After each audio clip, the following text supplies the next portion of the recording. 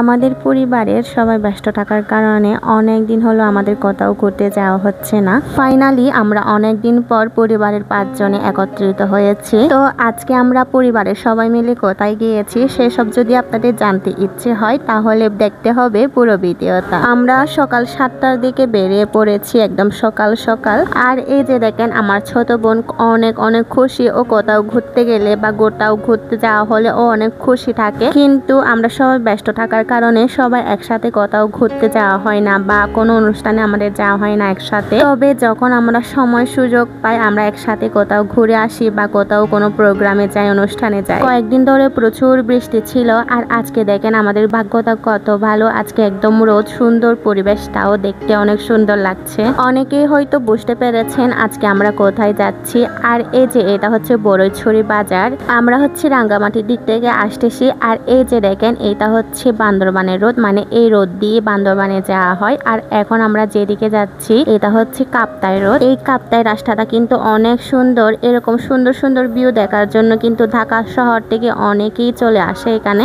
আর এই যে আপনারা দূরে যে একটা পাহাড় দেখতে পাচ্ছেন এটা হচ্ছে সীতা পাহাড়, আর তার পাশেই রয়েছে রাম পাহাড়। এখানে স্থানীয় যারা আছেন তাদের কাছ থেকে শুনেছি এই দুই পাহাড়ে রাম আর সীতা ছিলেন, যার নাম অনুসারে এই পাহাড়গুলোর নাম সীতা পাহাড় আর রাম পাহাড় হয়েছে। আর এই যে আমরা পৌঁছে গিয়েছি যেখানে আসার কথা ছিল, আমরা এখানে পৌঁছে গিয়েছি। আপনারা হয়তো অনেকেই বুঝতে পেরেছেন আজকে আমরা কোথায় এসেছি। গাড়ি থেকে নামার পর আমাদের কিন্তু এখন সাম্পান দিয়ে এই কর্ণফুলী নদীটা পার হয়ে যেতে হবে। আমার কিন্তু পানি খুব ভয় লাগে, কেন জানি না, আজকাল আমার খুবই পানি ভয় লাগে। আর এই যে দেখেন এটা হচ্ছে কর্ণফুলী নদী। এখন আমরা সাম্পান দিয়ে এপার থেকে ওপারে পার হচ্ছি।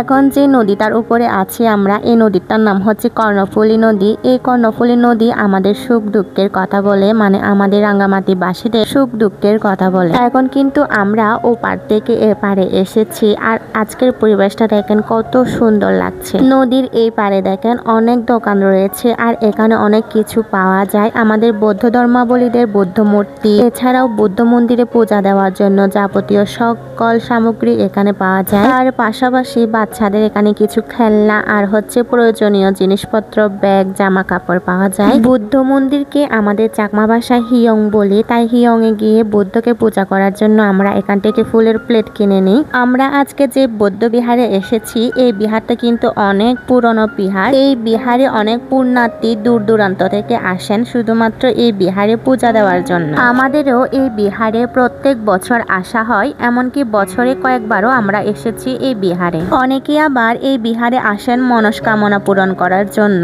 আমরা বিহারে পৌঁছানোর পর মোমবাতি আর আগরবাতি জ্বালিয়ে বুদ্ধের কাছে প্রার্থনা করি। এছাড়াও আমরা বুদ্ধের উদ্দেশ্যে পিণ্ডদান করি। বুদ্ধ বন্দনা করার পর আমরা ভান্তিদের সামনে বসি পঞ্চশীল গ্রহণ করার জন্য। পঞ্চশীল গ্রহণের পাশাপাশি আমরা এখানে বুদ্ধমূর্তি দান, অষ্টপরিষ্কারের দান, সঙ্গ দান, নানাবিধ দান করে উৎসর্গ করি। যদিও এসব বলা ঠিক নয়, তবে আমি যেহেতু ভিডিও করেছি তার কারণে আমি সবগুলো ডিটেলসে বলে দিলাম। আমাদের ধর্মে প্রাণী হত্যা কিন্তু মহাপাপ। আমাদের বৌদ্ধ ধর্মে বৌদ্ধ আমাদেরকে শিক্ষা দিয়েছেন প্রাণী হত্যা না করার জন্য। তাই অনেকে এই বৌদ্ধ বিহারে এসে কবুতর দান করেন, মানে এক প্রকার জীবন দান করা। বিহারে আমাদের বন্ধনা প্রার্থনা করা শেষ করে আমরা চলে আসি। বিহারে আসার সময় আমার ছোট বোন এরকম বুদ্ধ মূর্তি একটা কিনতে চেয়েছিল, তাই আমার মা যাওয়ার সময় আমার ছোট বোনের জন্য এরকম একটা বুদ্ধ মূর্তি কিনে দেয়। যাই হোক, ইকান সাংমা হদান্দি হং বানতে দাগি অনেকজনে ভিডিও গুনস্তান লাইক দন ভিডিও অনুষ্ঠান মুথারা আসি দেখান, মানে প্রশ্ন গরং অনেকেই হন্দে ইবি বুদ্ধ নয়, এমনকি ময়ও হবার ফাংনিও ইবি লাভিং বুদ্ধ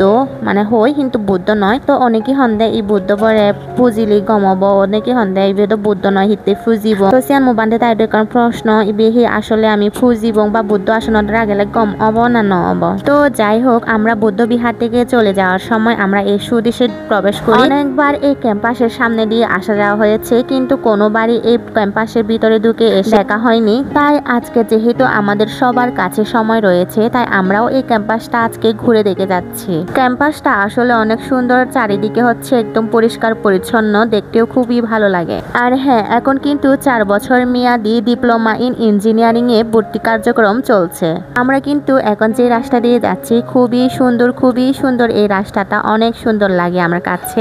এরকম সুন্দর সুন্দর ভিউ দেখার জন্য কিন্তু ঢাকা শহর থেকে অনেক পর্যটন এখানে আছেন। কারণটা কি জানেন? ঢাকা শহরে কিন্তু এমন সুন্দর সুন্দর ভিউ পাওয়া যায় না এরকম সুন্দর সুন্দর পাহাড় কিন্তু দেখা যায় না। এখানে রাস্তার পাশে ইজন নামে একটা রিসোর্ট রয়েছে, যেটা খুবই সুন্দর আমার কাছে লাগে। বিকেল বেলায় প্রাকৃতিক হাওয়া খেয়ে খেয়ে এখানে সময় কাটানো যায় বন্ধুদের সাথে বা আত্মীয় স্বজনের সাথে। আমরা কিন্তু যাওয়ার সময় একদিকে গিয়েছি আর আসার সময় এই রাস্তা দিয়ে এসেছি শুধুমাত্র বনবান্তের এই স্মৃতি মন্দিরে আসার জন্য। তবে আমাদের এই স্মৃতি মন্দিরে অনেকবার আসা যাওয়া হয়েছে। আপনারা যারা আমার ভিডিওগুলো নিয়মিত দেখেন আপনারা জানেন যে আমি এর আগেও এই স্মৃতি মন্দিরে এসেছি, তা নিয়েও ভিডিও করেছিলাম আমি। তো যাই হোক, আজকের ভিডিওটা আমি বেশি লম্বা করব না। এছাড়াও বিকেল বেলায় আমি আরেকটা জায়গায় ঘুরতে গিয়েছি, যেটা অনেক সুন্দর ছিল ভিউটা। তবে এই সুন্দর ভিউটা দেখার জন্য অপেক্ষা করতে হবে পরবর্তী ভিডিও পর্যন্ত।